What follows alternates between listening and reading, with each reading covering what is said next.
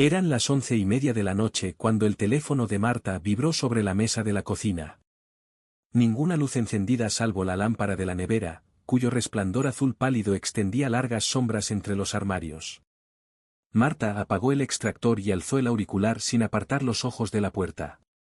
«¿Hola?», dijo sin entusiasmo. Al otro lado no respondió ninguna voz, solo un murmullo casi imperceptible, como de estática.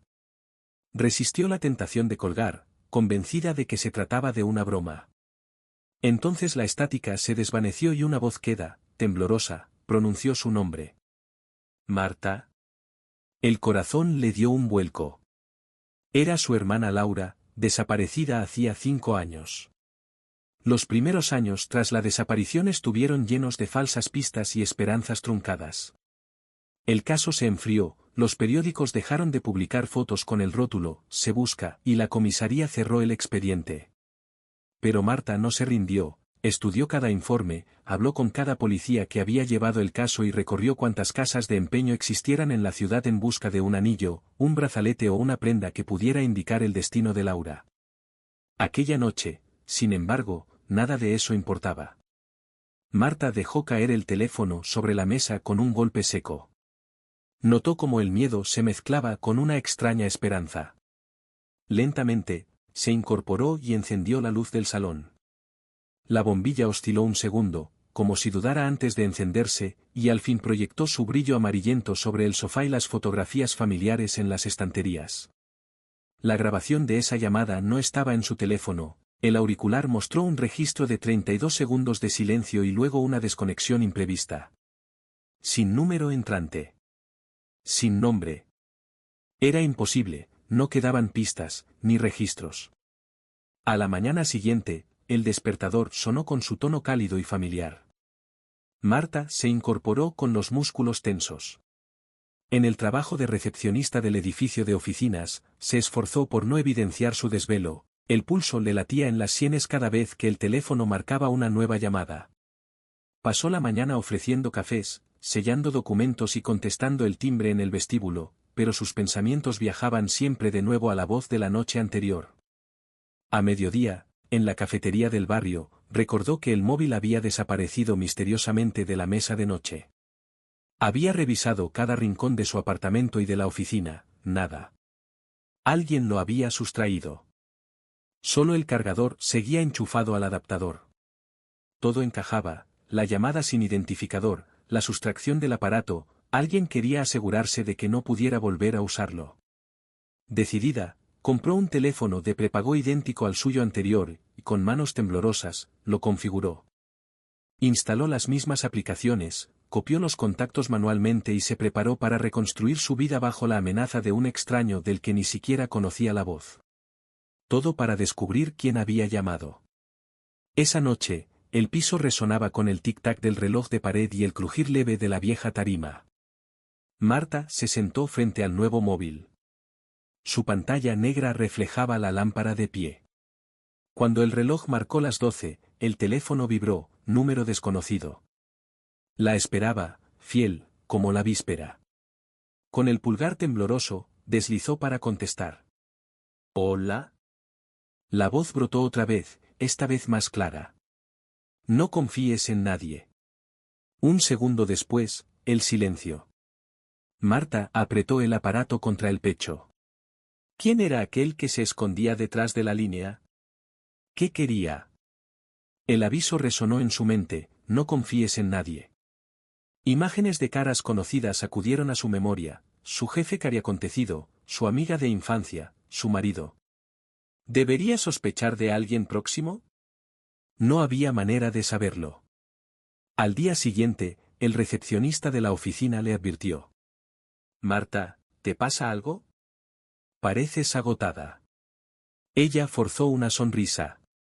«Dormí mal, nada más». Pero a media mañana, un compañero apareció con un pendrive en la mano. «¿Te hace falta esto?». Lo encontré en la sala de reuniones. Marta lo tomó sin mirar, apretándolo hasta que notó la goma caliente bajo sus dedos.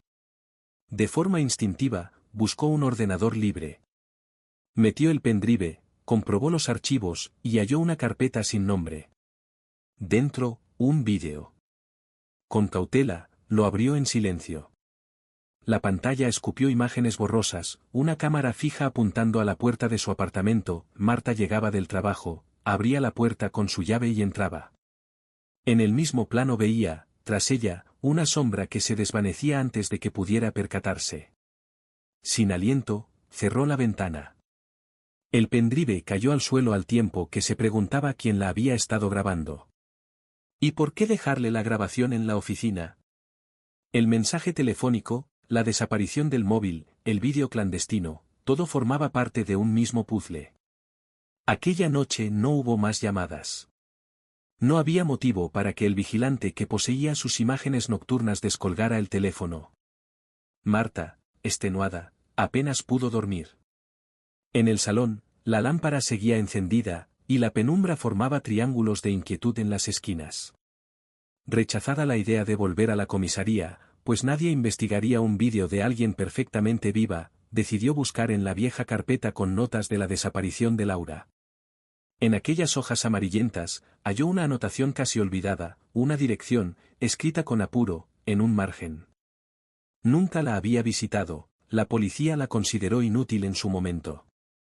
Pero ahora, todo parecía encajar. Apuntaba a un edificio abandonado en las afueras, cerca de la vía del tren. El lugar donde Laura había dejado de existir.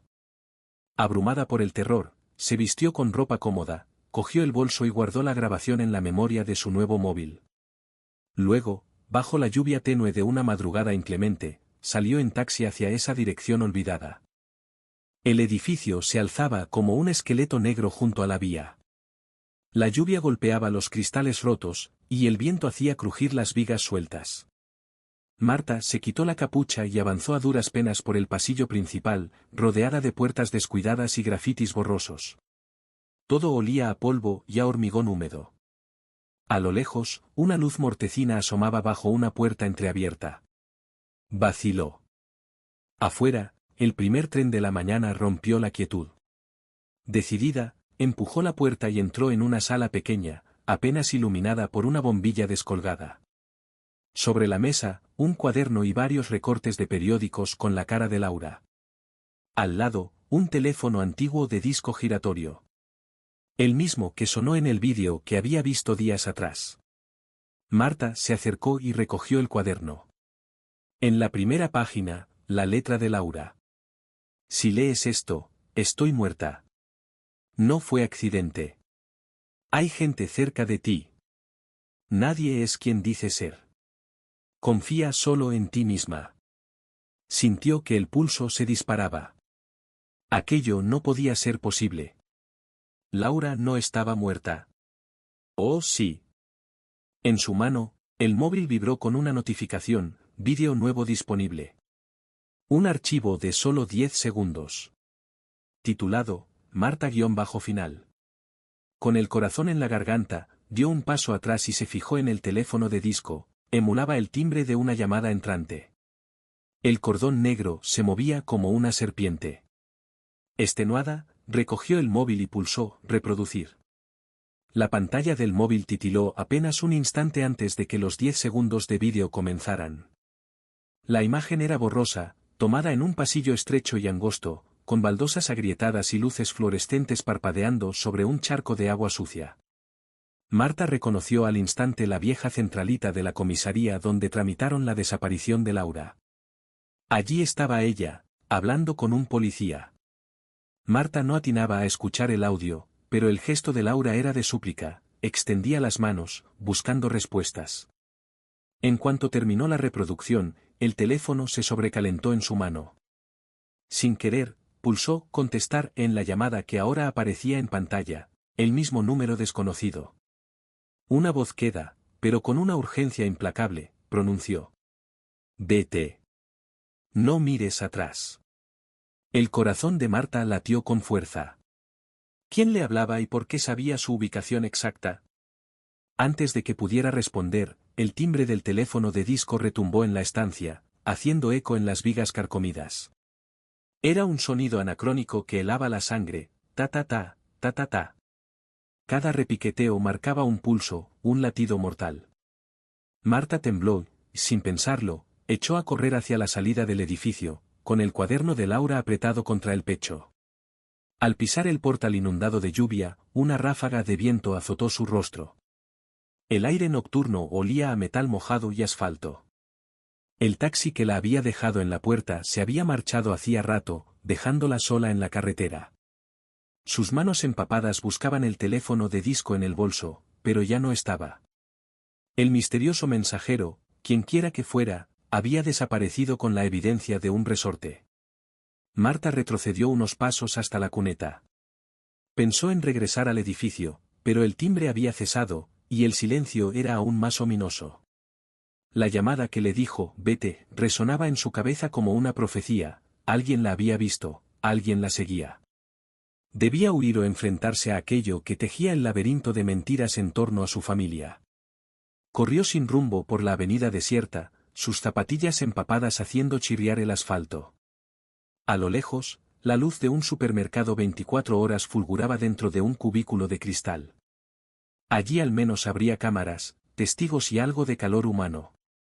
Entró abruptamente, temblando, y se detuvo en seco al ver que el pasillo principal estaba vacío, tan solo unas latas alineadas en estanterías. En el fondo alcanzó a divisar al guardia nocturno, un hombre mayor con chaleco reflectante, revisando algo en su tablet. Disculpe, jadeó Marta. Necesito usar el teléfono.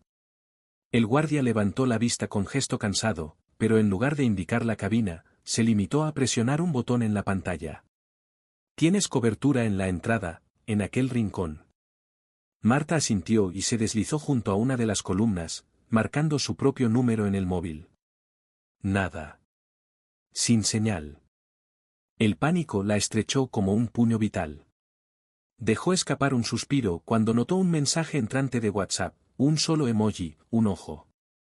Sin remitente, sin contexto. Solo el símbolo de alguien que observaba. Sintió el vello erizarse en su nuca. Fue entonces cuando la puerta automática se abrió de golpe. El guardia gritó. Señora, está lloviendo a cántaros afuera. Marta levantó la vista para agradecerle, pero el hombre ya había vuelto al mostrador. Con el bolso empapado y la mirada perdida, regresó al exterior. La tormenta arreciaba ahora, y la lluvia golpeaba con virulencia el pavimento. No quedaba un taxi ni un automóvil en marcha. Solo las luces rojas de los semáforos parpadeando como fósforos ahogados. Recorrió calle tras calle, buscando un punto de luz, un refugio, una forma de contactar con alguien de confianza. Pero cada vez que levantaba el teléfono, hallaba un único mensaje, el ojo. A cada nueva notificación, sentía que su propia vida se desvanecía, roto el finísimo velo que ocultaba la verdad sobre Laura y sobre ella misma. Cuando al fin llegó a la esquina donde vivía su amiga Silvia, respiró aliviada. Silvia le había ayudado en los días posteriores a la desaparición de Laura y conocía fragmentos de su investigación. Sin embargo, el timbre de la puerta no respondió. Golpeó con fuerza, conteniendo las lágrimas. ¿Silvia? Ábreme.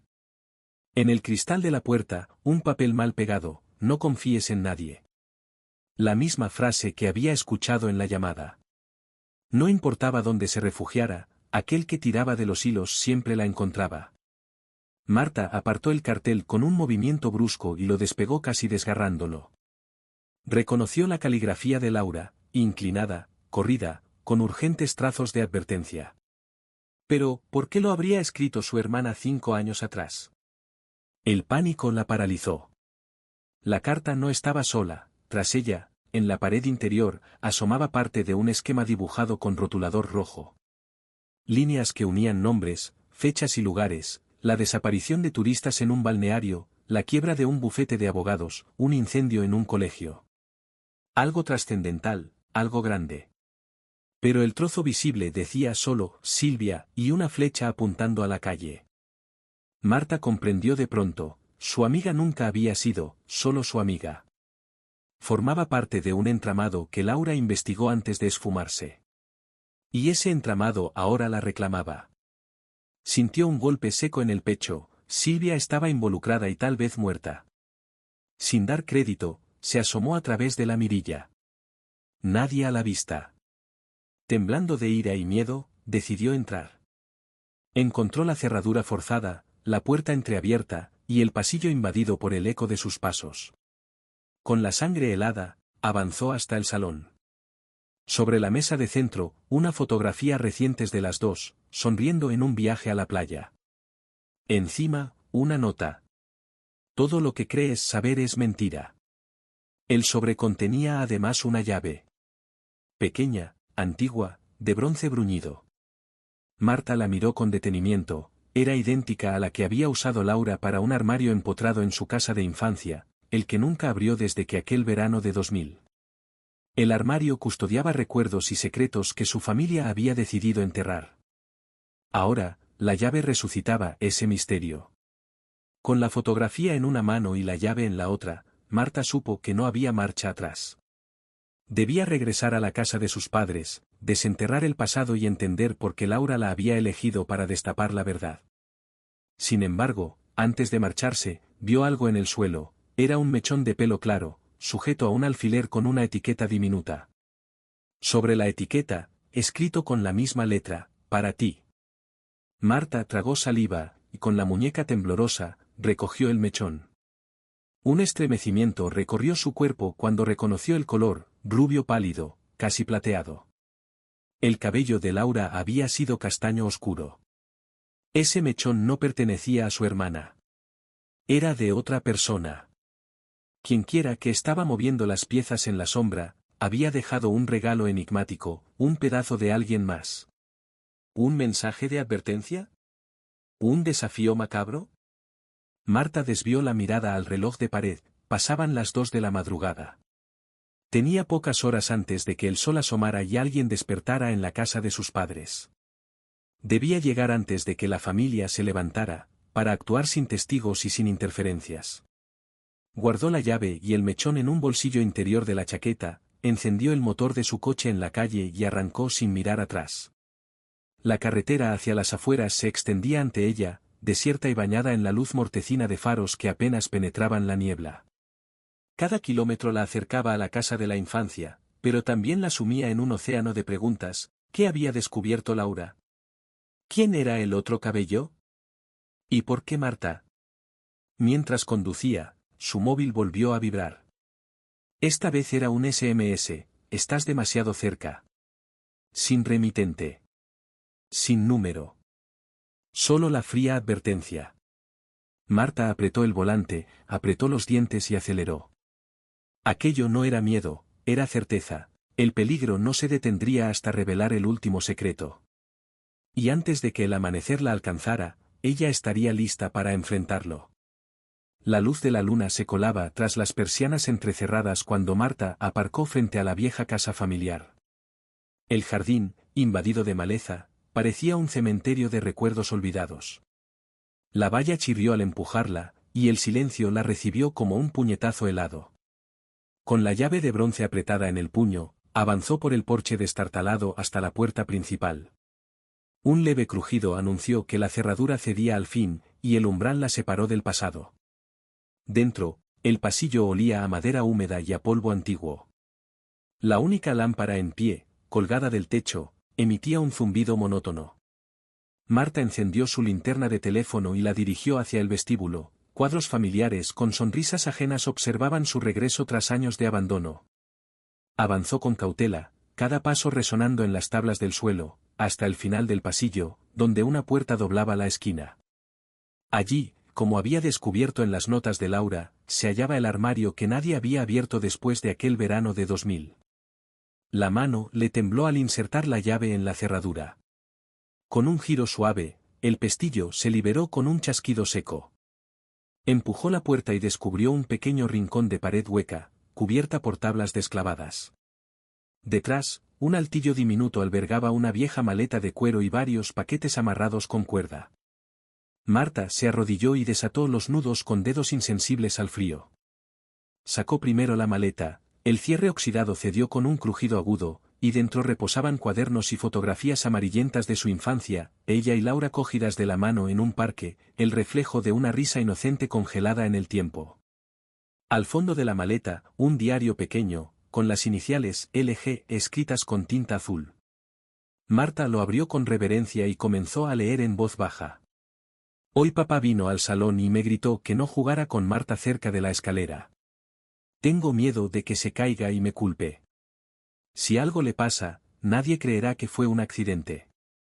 Siempre dicen que yo soy la responsable de sus tropiezos. La voz de Laura, años atrás, brotaba entre las páginas. Marta notó como un sudor frío recorría su espalda. Era la primera confesión escrita de su hermana, una advertencia del peligro latente bajo el techo familiar. Siguió leyendo hasta hallar un recorte de periódico amarillento, doblado por la mitad, accidente doméstico. Niña de 5 años muere al caer por escaleras. La fecha, 15 de junio de 2000. El mundo de Marta se detuvo. Ese día, ella tenía 6 años. Recordó la fiesta de cumpleaños que sus padres celebraron para ella, la tarta de chocolate y las velas. Pero no recordaba el grito, ni la ambulancia, ni el silencio sepulcral que siguió. Había bloqueado el momento en que Laura cayó. Con mano temblorosa, pasó la página del diario y halló una sola fotografía, Laura tendida sobre una cama, con un vendaje en la cabeza y el vendaje en la muñeca. El pulso de Marta se aceleró al ver, en la esquina de la foto, escrito con letra infantil, perdóname. Cerró el diario de golpe. En su bolsillo, sintió la llave y el mechón de cabello. Con manos temblorosas, sacó el alfiler y comparó el cabello con las hebras de la fotografía, idénticos mechones rubio pálido, no pertenecientes a Laura, sino a alguien con el cabello más claro. De pronto, comprendió, aquel mechón era suyo. Su propio cabello recogido de niña, guardado por alguien que la vigiló siempre. La puerta del armario chirrió tras ella, y un susurro distinto reclamó su atención. Era el eco de la voz de Laura, un murmullo lejano, solo confía en ti misma. Marta se giró con un sobresalto, apretando la linterna contra el pecho. El pasillo seguía vacío. Un nudo de terror se alzó en su garganta. Era ella quien había enviado los vídeos, los mensajes y las llamadas. Era ella quien la instaba a huir y luego le advertía del peligro, su propio subconsciente luchando por sacar la verdad. En medio del pánico, un pensamiento helado se abrió paso. ¿Qué había hecho aquel día junto a la escalera? Los fragmentos llegaron como fragmentos de cristal, la risa de Laura, el empujón sin intención, la caída, y luego el silencio reprimido de Marta, incapaz de enfrentar lo ocurrido. Había relegado a Laura al olvido y enterrado en su mente la culpa más profunda. Ahora, todo volvía a la superficie con la fuerza de un tsunami de culpa y dolor. Se incorporó con dificultad y guardó el diario y el mechón en la maleta. Con manos temblorosas, cerró el armario y salió al vestíbulo, donde la lámpara parpadeó un instante antes de apagarse. La oscuridad la rodeó. Marta encendió la linterna una vez más y avanzó hasta la puerta principal. Afuera, el amanecer despuntaba teñido de gris. El pasado ya no la retenía, debía expiar su culpa. Sacó del bolsillo el móvil y marcó el número de emergencias. La voz del operador sonó distante, pero clara. Emergencias, ¿qué sucede? Necesito ayuda. A aquella voz que sonó a un grito contenido parecía provenir de otra persona, pero era la suya. Por favor, vengan a mi casa de la infancia, he descubierto algo muy grave. Al colgar, sintió que el peso que la oprimía se aligeraba un poco. Había enfrentado la culpa, desenterrado el secreto más oscuro de su vida y comenzado el camino para reparar el daño. Cuando pasaron las sirenas en la distancia, Marta contempló cómo la luz del sol asomaba entre las nubes, prometiendo un nuevo comienzo. Ahora entendía todo, las llamadas anónimas, los mensajes crípticos, los vídeos manuscritos. Eran su propia mente, su conciencia, empujándola a recordar y a actuar. Laura había muerto hace 25 años, y Marta había construido una realidad falsa para sobrevivir. Pero la verdad nunca descansa. Marta respiró hondo, se volvió hacia la vieja casa y pronunció, con voz firme: no más secretos. Sus ojos se posaron en la carretera vacía, sin mirar atrás. No olvides suscribirte para más historias reales que estremecen.